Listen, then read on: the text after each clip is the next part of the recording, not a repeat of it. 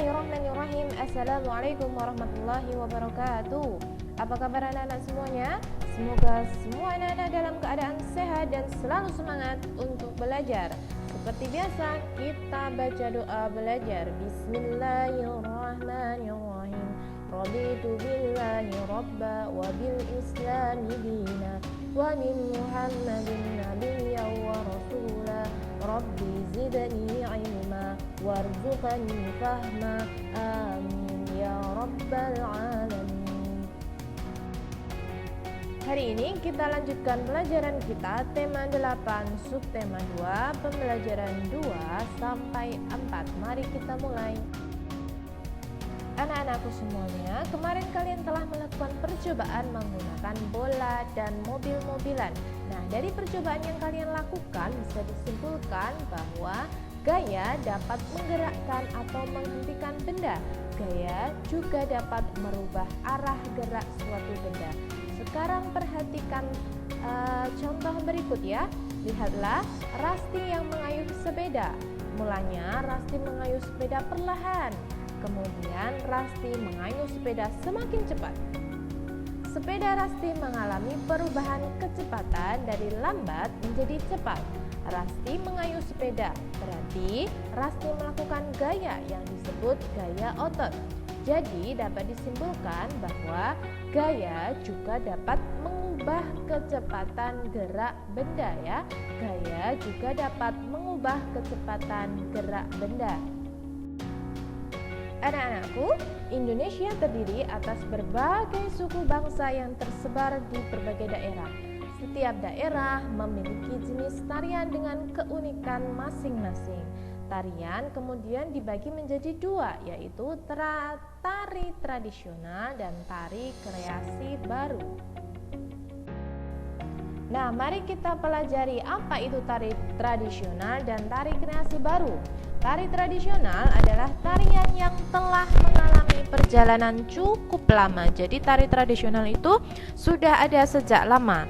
Contohnya adalah tari serimpi dan tari gambyong dari Jawa Tengah. Kemudian ada tari merak dari Jawa Barat, tari sedati dari Aceh, dan yang terakhir ada tari kipas dari Sulawesi Selatan. Kemudian tari kreasi baru. Tari kreasi baru disebut juga tari modern, adalah tari garapan baru. Contohnya tari manuk rawa dan tari belibis dari Bali. Kemudian tari kuntun. Nah, itu tadi ya. Macam-macam tari, ada tari tradisional dan tari kreasi baru. Nah, sekarang kita akan pelajari unsur-unsur tari. Nah, unsur-unsur tari yang pertama, unsur utamanya dinamakan gerak. Gerak sebagai unsur utama. Kemudian yang kedua ada busana, pakaian yang digunakan ya, kostum. Kemudian unsur tari yang ketiga adalah tata rias, riasan wajah. Kemudian yang keempat, unsur tari yang keempat adalah iringan atau musik. Kemudian yang terakhir dinamakan properti atau perlengkapan tari.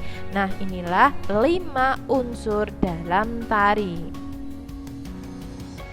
Nah, selanjutnya anak-anak, kita akan belajar tentang keberagaman individu. Masih ingat ya kemarin, keberagaman individu terdiri dari berbagai macam ya. Ada yang beragam dari ciri fisiknya, kemudian kegemarannya, kemudian pekerjaannya dan sebagainya ya.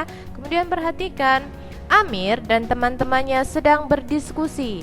Antara Amir dan teman-temannya memiliki karakteristik yang berbeda. Masing-masing memiliki karakteristik masing-masing juga. Siswa di sebuah sekolah tertentu mempunyai karakteristik yang beragam. Ada siswa yang suka berolahraga, ada yang suka menari, ada yang suka pelajaran sains atau IPA, ada yang suka menggambar ya. Setiap siswa mempunyai. Itulah tadi ya anak-anak tentang keberagaman individu di sekolah. Nah, keberagaman selain di sekolah bisa kita temukan juga di lingkungan sekitar kita. Nah, sekarang perhatikanlah gambar berikut ya. Ini adalah proses Ya, proses produksi buku hingga sampai ke tangan konsumen. Gambar pertama ini adalah proses produksinya buku di pabrik, kemudian disalurkan ke toko-toko buku, kemudian sampailah buku ini kepada konsumen. Nah, masih ingatkah kalian kemarin tentang kegiatan ekonomi? Kegiatan ekonomi terdiri dari 3 ya, ada produksi, distribusi, dan konsumsi. Nah, apakah yang dimaksud produksi dan produsen? Produksi dan produsen. Apa itu? Produksi adalah prosesnya ya, proses menambah nilai atau menghasilkan barang dan jasa. Kalau produsen berarti pelaku produksi, orang yang melakukan produksi dinamakan produsen. Kemudian yang kedua, apa yang dimaksud distribusi dan distributor? Distribusi dan distributor. Distribusi adalah prosesnya, kegiatan menyalurkan barang atau jasa. Nah, kalau distributor berarti pelaku distribusi, orang yang menyalurkan barang atau jasa disebut distributor. Misalnya penjual, kemudian toko dan sebagainya itu termasuk distributor. Kemudian yang ketiga, apa yang dimaksud konsumsi dan konsumen? Konsumsi adalah prosesnya, kegiatannya menggunakan barang atau jasa. Sedangkan konsumen adalah pelaku atau orangnya ya. Konsumen itu orang yang melakukan atau yang menggunakan barang atau jasa. Selanjutnya anak-anak, mari kita mengamati gambar berikut. Ini adalah gambar yang diambil di Kota Tangerang. Nah, Tangerang memiliki sesuatu yang unik ya. Tangerang merupakan kota unik dilihat dari kegiatan ekonominya.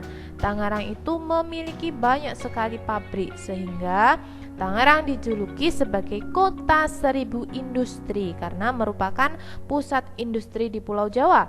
Di Tangerang berdiri lebih dari 1000 pabrik. Banyak perusahaan internasional yang memiliki pabrik di kota ini. Nah, industri adalah suatu usaha atau kegiatan pengolahan bahan mentah atau barang setengah jadi menjadi barang jadi ya. Nah, contohnya ada industri batik, kemudian industri tekstil atau pakaian, ada juga industri sepatu, tas dan sebagainya. Nah, selain keunikan pada kegiatan ekonominya ya, Tangerang juga memiliki keunikan yang lain. Dilihat dari bangunan-bangunan lama yang masih berdiri sampai sekarang di kota Tangerang. Misalnya ada Museum Benteng Heritage dan Vihara Padumutara. Itulah bangunan-bangunan lama yang masih berdiri kokoh di kota Tangerang. Nah, itulah anak-anak beberapa keunikan tentang kota Tangerang. Nah, sekarang tugas kalian anak-anak, carilah keunikan daerah kota tempat tinggalmu, kemudian ceritakan dalam audio atau rekaman suara. Nah, itulah anak-anak pelajaran kita hari ini. Semoga bermanfaat. Selamat belajar. Kita akhiri. Subhanakallahumma wa bihamdika asyhadu an la ilaha illa anta astaghfiruka wa atubu ilaik. Walhamdulillahi rabbil alamin. Wassalamualaikum warahmatullahi wabarakatuh.